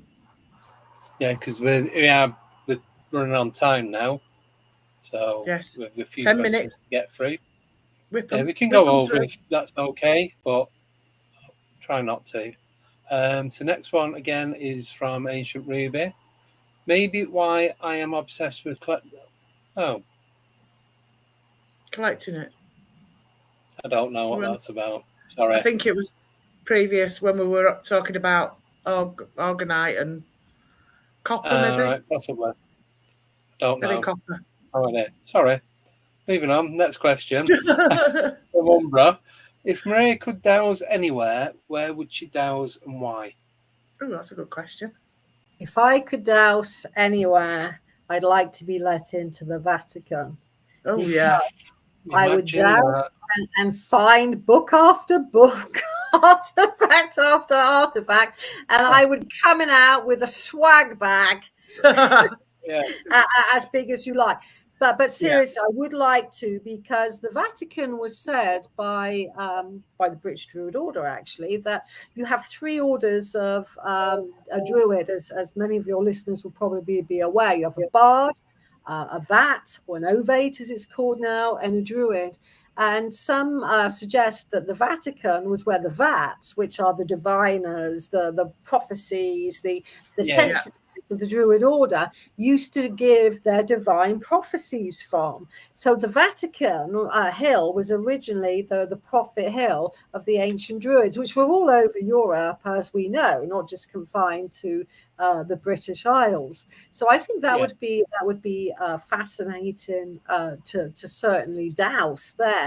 And also, I'd like to douse some of the royal residences and see what type of energies that they have been sighted on. Because when we look to places like the White House, they stole the obelisk from Egypt, placed the masculine obelisk in front of the feminine dome. Okay, masculine and feminine symbolism going on there. So I'd quite like to kick Biden out or anyone there and say, hey, whoever's there, I'm going to be dousing this site. So I think, they were laid out to a particular order. Yeah. Yes. Thank you. Right. Next questions from Ancient Ruby. Can one use copper coat hangers for dowsing? Absolutely. You can use anything for dowsing. You really can, as long as you get a reaction from a yes or no response, or just walking around and getting a reaction. That is dowsing. It doesn't really matter what your tool is. I mean, for example, an analogy is that you could get a nut bolt, like a nut bolt, put it on a piece of string, boom, you've got a dowsing instrument. So, and you could get twigs that are windswept. That's a dowsing instrument. And I remember my first set of, dowsing rods was a hanger, straightened out and made into two little rods for me. And if it works, it works. Yeah, that's what it's about, though, isn't it? What works and what doesn't. Exactly. Yeah. Right. Next question from Stockholm Pilgrim Views. Could tests be done on the elongated skulls to determine if they would have heard the stones? Do you know what? That is such a fascinating question, and one I've really asked myself, because I would really love to know if they could, for example. But I don't know to date if you could be even able to have a test, because at this moment in time, DNA has been extracted from some of the Neolithic skulls. But again, you just can't have these tests done.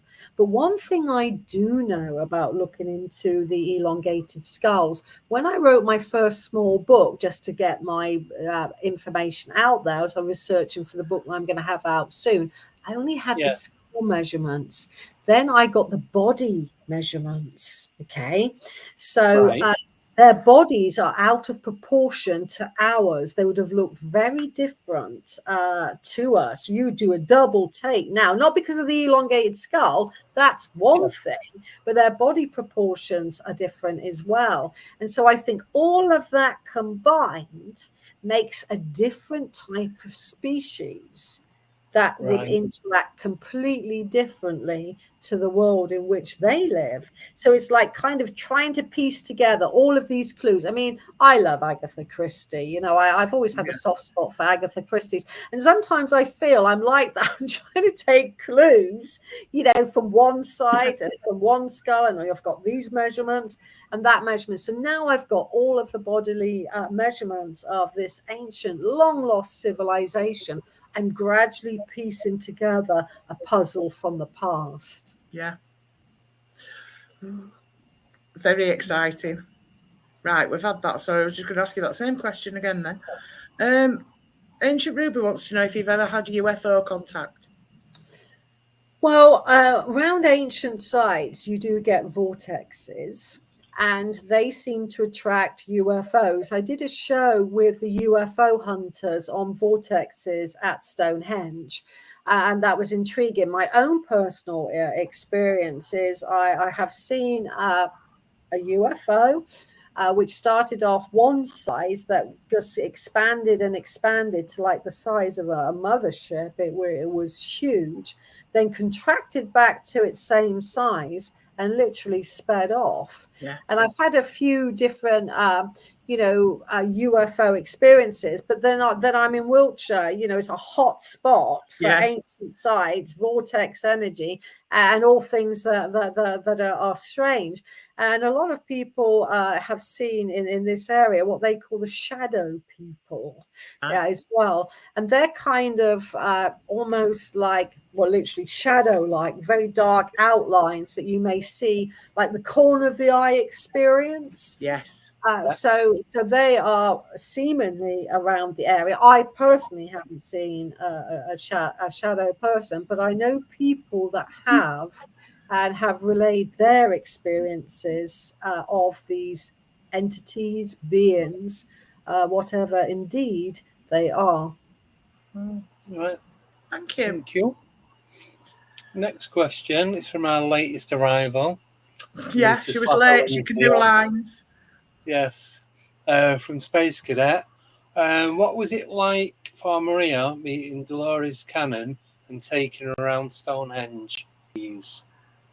Oh my goodness. When I got asked to be Dolores Cannon's sacred site guide, I was bouncing. I go, yay, after the phone call. I mean, it was, looking back, what a privilege. I mean, Dolores was inspiring, knowledgeable, very grounded and very humble. Everything you would want for your mentor. And Dolores encouraged me, not just with ancient sites, but I had a download once about how the Druids did a particular birth chart in astrology, and how that would tell their past lives. And so Dolores, kind of said, well, do a few charts and see if it works out, see if it equates to past life regression. And it did. And so she published that book for me in the States. It's still going now. And I still do those past life readings. But to have Dolores's company publish my book on past life sites, past life astrology, rather, again, was such a privilege. So I loved and still do love and admire Dolores Cannon, and she will always have a place in my heart for taking me in as a guide and helping me explore different aspects of myself, like past life astrology. So she was just an amazing woman to meet. And lovely, and a good sense of humor. Oh, that's good. Yeah, that was a privilege then. Yeah. And one thing I did see at Stonehenge with Dolores that isn't on our video, I had the intuition to arrive a bit earlier, as we do. You don't know why. I just arrived and thought I'd hang out for half an hour before I meet Dolores and a busload of people she was bringing. And then I just had my camera and I thought, oh, there's Stonehenge in the distance. I'll take a couple of snaps. It was like heading towards dawn, getting pretty light, but still a little bit of twilight. And I photographed the biggest orb above Stonehenge. It was like engulfing Stonehenge, that big. And Dolores published that in one of her books. I think it was A Convoluted Universe. But she said, oh, Maria, can I have that picture? And I said, of course you can, Dolores. She said, because look at the time on your, they give the time, don't they, and the date, the photograph. It was when they were meditating on light on the bus coming, that I just happened to be there and thought, I'll take a little I'll take some pictures now. None of it was coordinated, it was all very organic, and so I feel that it was their energies as well, my energy to be there, combined to get this massive orb above Stonehenge. That was truly amazing. Unbelievable size. That's amazing. Yeah. Right, last question then from Umbraman. Has Maria encountered any high strangeness or cryptids during her investigations? Well, the only time that I have was a little bit of corner of the eye, periphery. Yeah. When I happened to be at West Kennet Long Barrow, and I was just, emptying, literally doing something mundane. I think I was emptying my bag out, looking for something. Where is it? Where is it? Yeah. It's always at the bottom of my bag, isn't it? With you? Or was it just for me? And then suddenly out of the corner of my eye, I thought, what's that? And it seemed to me at a glance to be like a very massive dog. Right. Yeah. An unbelievable sort of like pony size, I'd say. And I kind of looked very scarily now because I thought I don't want to, if it is there, I don't want to attract any attention. I don't want to be bitten or anything. This is where my mind was going. So I carefully turned around, and there was literally like a darkness as if something had left something behind. Like an imprint. Yeah. That's a really good. Thanks, Dad. Yeah, like an imprint, and that's an experience that I had. But I was quite frightened, to be truthful. And the only other experience, again at West Kennet Long Barrow, was it was an old-fashioned pathway to get to West Kennet. And it was very muddy and used to get splashed a lot. Now it's a big path going up the porous. It never used to be like that back in the day. And I was meditating on the top of the Mary current that I described earlier. And then I heard literally against my shoulder, bang, bang, like that, pushing me like that. And I thought, what's that? And there was this archetypal, a man in black, and he just said a few words to me. You don't want to be here now, do you? And I kind of thought, no, I don't think I do want to be here. Definitely not. Yeah. So I kind of put the stuff. I was on a bin bag because it had been drizzling before, and I had been splashed in mud. And his suit was immaculate. Yeah, like he'd come out of some, I don't know, office. With no splashes, no rain or anything. And I just thought that is really weird. And I thought I am going to hot foot it right the way back to the car lay-by parking area. Yeah. So that was kind of two disturbing experiences that I've had. Yeah. Brilliant. That's kind of that one. Yeah. Yeah. Thank you so much. Yes, thank you. It's been absolutely amazing. It has. I've learned so much. I've got homework to do. Yeah. Actually, I'm going to have a go at that. I'm wanting to rearrange my furniture in the bedroom. There's all sorts going on next week. Oh, yeah. There will. Yeah. Well, like I say, give it a go. We can empower ourselves with a couple of very simple techniques that may be a bit of a game changer for some. Yeah. And it's like if you don't try, you're not going to know, are you? No. Yeah, so exactly. Give it a try. What's the worst that can happen? Yeah. So your health could improve. Exactly. Yeah. It can't get any worse, can it? It can't at the minute, no. Yeah. Oh, blessings to you both. Yeah. Thank you so much. Back to you. I loved having you on tonight. It's been great. And everyone in the chat, great questions. Yes, thank you. Great interaction. A lot. Absolutely loved it. But Deborah, hello. There's one question for you. Yeah. And I know you're going to get this wrong. You ready? Yeah. Okay. Hey Deborah, who's our guest next time on the show? 2 hours later.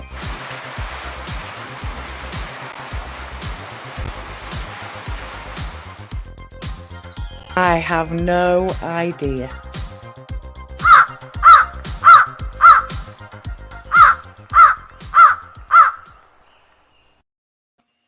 So go on. Sunday, you're interviewing Vincent Richardson. And on Friday, it's Nathaniel Gillis. Double bonus points. I thought you'd forgot about Sundays because it was on last night. No, I didn't. Yeah. Oh, yeah. I'm interviewing Vincent on Sunday. It's a bit of a quick throw together, to be honest. That's why Debs isn't doing it because she's busy. Yeah. Oh, she's gone. Oh. Okay. I think she did. She'd moved the computer, then it just went off. All right. She Anyway. might be back. Yeah, so we've got a bonus one for you on Sunday, 8 o'clock. Yes. I'm going to be talking to Vincent, who works closely to Lon Strickler in Phantoms and Monsters. He's going to be talking about his Dogman experience, the haunted house. I'm guessing, I think it's where he lived in. And a near, I think so, might be wrong on that, and a near-death experience that he had. So we got three in one. So tune in on Sunday. 8 o'clock. Because Debs is off out. Debs is off out rearranging furniture. Yeah. Northampton. I'm going to wander around people's houses with my dowsing rods. Please don't let it hurt too much. In fact, I might go into Lidl and start telling them where to put the stuff. I can tell you from here. I can actually, yeah. Shove it up your and walk out again. You don't need a dowsing rod to do that. Oh, really? See that? Pop it in the bin. Yeah. Yeah. Thanks for Joe for doing eating whilst instead of moderating. You've been eating? Yeah. Never stops bloody eating. I know. Not wrong with her legs. No. Yeah. So what I'll do, I'll get the website up on the description for Maria's website. Yeah. Get that put on, and yeah. So she's got lots of books out there as well. So. Yeah, she's got a book coming out. We'll hopefully get her back on again soon. Once she's done this documentary on Amazon. Her book's out, and then she can talk about that, and we can go a whole bit more in depth with everything. Yeah. So thank you everyone for joining us. Yes, thank you. It's been fabulous. It's been amazing. Quick update. So I was supposed to be doing the investigation on Sunday. That was the one in the pub that was going to be pre-recorded. A few reasons why. One of it. One, I can't physically move. And such an idiot. Secondly, there's been a couple of issues at the pub. Now, I'm supposed to be doing a live one next Wednesday from the coffee shop. Now, it's the same people. It's the same people that own the pub and the shop. They've had a bit of an incident gone on, so I don't know if they're going to be available to do it. It's still going to go ahead, but it might not be next week. It might be. What are you laughing at, Joe? You said still doing Wednesday at the coffee shop. Like you were just going to wander in and start doing an investigation while everybody's having the cappuccinos. No, it's going to be like 10 o'clock at night. It's going to go through to like 3-4 in the morning. Who drinks coffee at 10 o'clock at night? Me. Well, there's always one, isn't there? Yeah, me. I think her internet's gone off because it was having issues before. Yeah. So I'll keep you updated on the investigations got going on. On the 16th of August, I'm doing a live stream. It's 3 a.m. our time. It's for Michael Kopf and Carla. Can't remember her surname.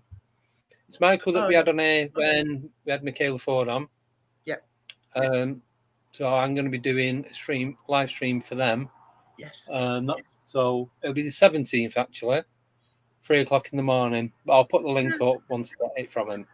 So that'll be fun when Becky's trying to sleep. No, it's already started. How is it? She's sleeping at her mate's. Yeah, she doesn't know this yet. Right. Yeah, so gonna go. See you Sunday. Cheers, Deb, for coming on. No worries. See you Friday. Yeah, thanks, Joe, for doing nothing. And thanks everyone else for giving everything you've got. Questions. Yes, amazing questions. Yeah. Right, and we will see you. I'm gonna throw this one out. Are you? We got the 3 outros. Yeah. I'm going to put the third one on. Go on then. You know who's on the third one, don't you? Oh, not my drawing. No. Oh, no. Shall I not do that one? No. Go on. No. Well, it doesn't matter. It's set in stone. Well, go on then, yeah. Yeah, because who Have a else is doing surprise. who else is doing what we do? Nobody. Exactly. Not as good as we do it. No, not like this. No, it's all cut and short. Yeah. Cut and short. Like your son, really. Hey, that's glue and staples, but yeah, mesh. Anyway, yeah, I'm going to put this one on. So if you don't subscribe, now's the time you want to start doing. Yeah, you do. Yeah, you really do. You do. I might even subscribe. You never know. Oh, yeah, I'll do it when when we finish. Yeah. Right. Good night, everybody. And see you on Sunday. Take care. Bye-bye. Bye.